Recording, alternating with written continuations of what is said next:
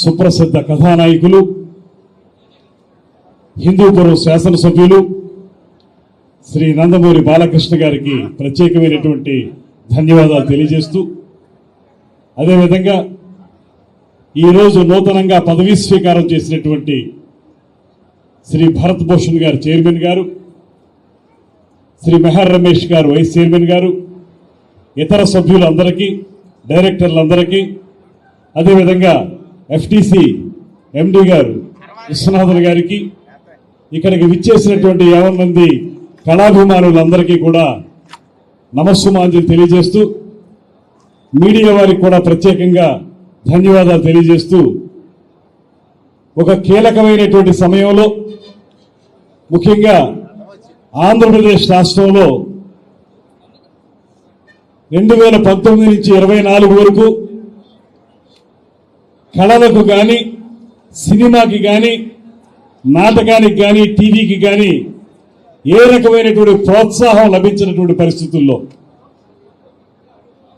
పూర్తిగా ఈ రంగాలన్నీ కూడా నిర్లక్ష్యం చేయబడినటువంటి సందర్భంలో 2024లో కూటమి ప్రభుత్వం అధికారంలోకి వచ్చిన తర్వాత సహజంగానే కళల పట్ల, సినిమా రంగం పట్ల ప్రత్యేకమైనటువంటి అభిరుచి ఉన్నటువంటి ముఖ్యమంత్రి వర్యులు శ్రీ నారా చంద్రబాబు నాయుడు గారు, స్వయాన కళాకారుడైనటువంటి పవన్ కళ్యాణ్ గారు ఉప ముఖ్యమంత్రి గారు, వీరిద్దరికీ పైనుంచి పూర్తి స్థాయి సహాయ సహకారాలను తీస్తున్నటువంటి ప్రధానమంత్రి నరేంద్ర మోడీ గారు, ఈ ముగ్గురు కలిసి నడుపుతున్నటువంటి ఈ డబుల్ ఇంజిన్ సర్కార్ ఇవాళ ఈ రాష్ట్రంలో ఒక పక్కన సంక్షేమాన్ని, మరో పక్కన అభివృద్ధిని సమపాళ్లలో రంగరించి ముందుకు తీసుకెళ్తున్నటువంటి నేపథ్యంలో వాటితో పాటు మనకి గతమెంతో ఘనకీర్తి కలిగినటువంటి కళా సాంస్కృతిక వైభవాన్ని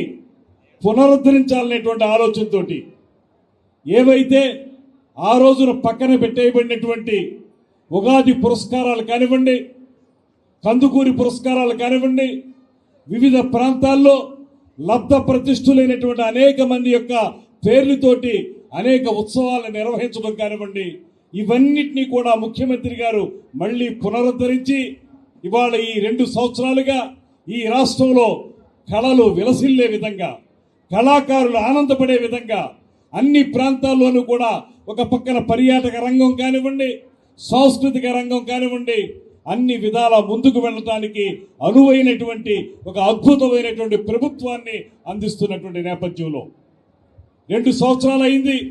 ఈ 2 సంవత్సరాల కాలంలో కూడా ఏ రకంగా మనం తెలుగు చలనచిత్ర పరిశ్రమని మన ఆంధ్ర ప్రాంతంలో ముందుకు తీసుకువెళ్ళాలి, నాటక రంగం, పద్యం, మనకు మాత్రమే సొంతమైనటువంటి పద్యం ఉన్నటువంటి పౌరాణిక నాటకాన్ని మళ్ళీ ముందుకు ఎలా తీసుకువెళ్ళాలి, అదేవిధంగా టీవీ రంగంలో స్థానిక కళాకారుల యొక్క ప్రతిభను ఉపయోగించుకుని వారిని ఎలా ముందుకు తీసుకెళ్ళాలి, ఇలాంటి ఆలోచనలతోటి ముఖ్యమంత్రి గారు చాలా రోజులుగా ఈ రకమైనటువంటి కార్యక్రమాలను ఏర్పాటు చేయాలనేటువంటి తలంపు చేసిన మీదట ఈ మధ్యకాలంలో నందమూరి బాలకృష్ణ గారు, పవన్ కళ్యాణ్ గారు వీరందరూ కలిసి ఇవాళ మళ్ళీ పూర్తి స్థాయిలో మనకు కూడా ఎఫ్టీసీని ఏర్పాటు చేసుకోవాలి.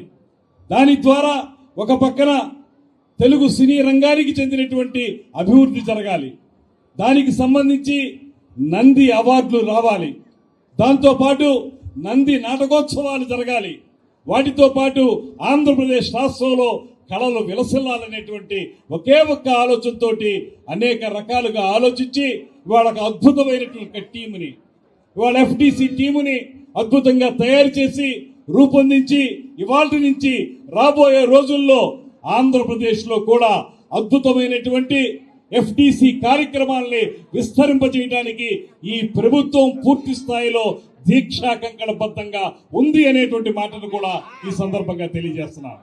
దాంతోపాటు మీరందరూ ఎదురు చూస్తున్నటువంటి నంది అవార్డులు ప్రకటన కానివ్వండి, 2014 నుంచి 19 మధ్య కాలంలో ఒక 2-3 సంవత్సరాలకి ప్రకటించారు, అవి కొంత చేయాల్సిన అవసరం ఉంది.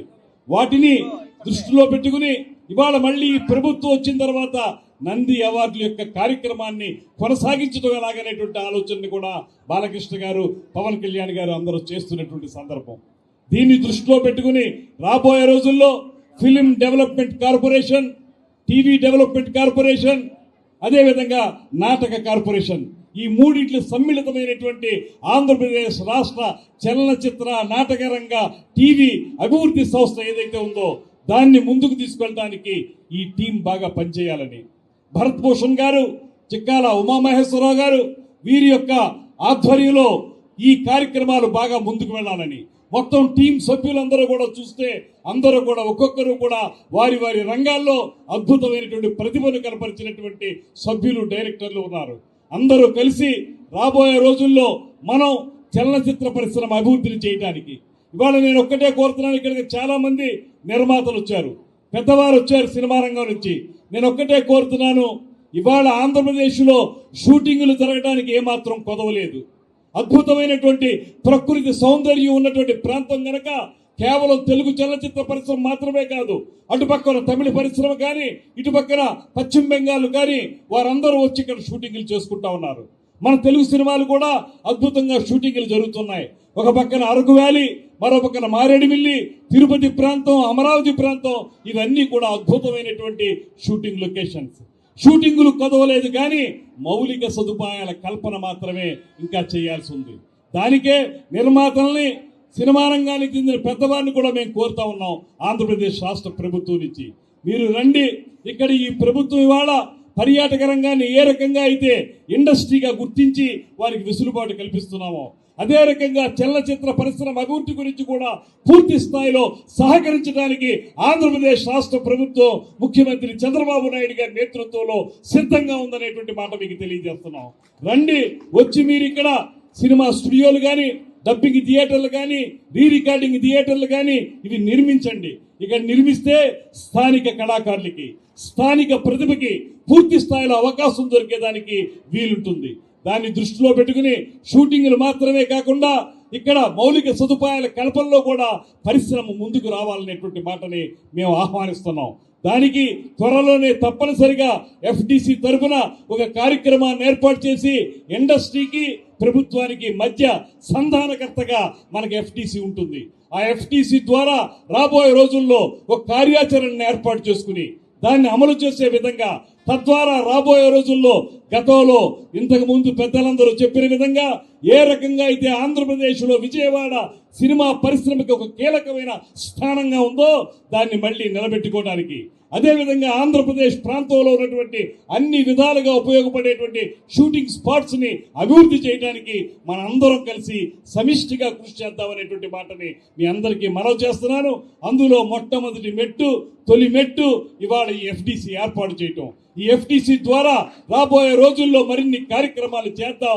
ఒక అద్భుతమైనటువంటి కార్యాచరణ ప్రణాళికని ముఖ్యమంత్రి గారికి, ఉప ముఖ్యమంత్రి గారికి తెలియజేసి వారి సహకారంతో దీన్ని ఆచరణలోకి తీసుకొచ్చి రాబోయే రోజుల్లో ఏదైతే గతమెంతో ఘనకీర్తున్నటువంటి తెలుగు చలనచిత్ర పరిశ్రమ అభివృద్ధిని తిరిగి పునరుద్ధరిద్దామనేటువంటి మాటని మరొకసారి మీకు తెలియజేసుకుంటూ ఈ కార్యక్రమంలో ఇవాళ ప్రత్యేకించి చైర్మన్ గా, వైస్ చైర్మన్ గా, సభ్యులుగా, డైరెక్టర్లుగా ఏర్పడినటువంటి వారందరికీ హృదయపూర్వకమైనటువంటి అభినందనలు తెలియజేస్తూ దీనికి పూనుకున్నటువంటి బాలకృష్ణ గారికి ప్రత్యేకంగా ధన్యవాదాలు తెలియజేస్తూ సెలవు తీసుకుంటున్నాను. నమస్కారం.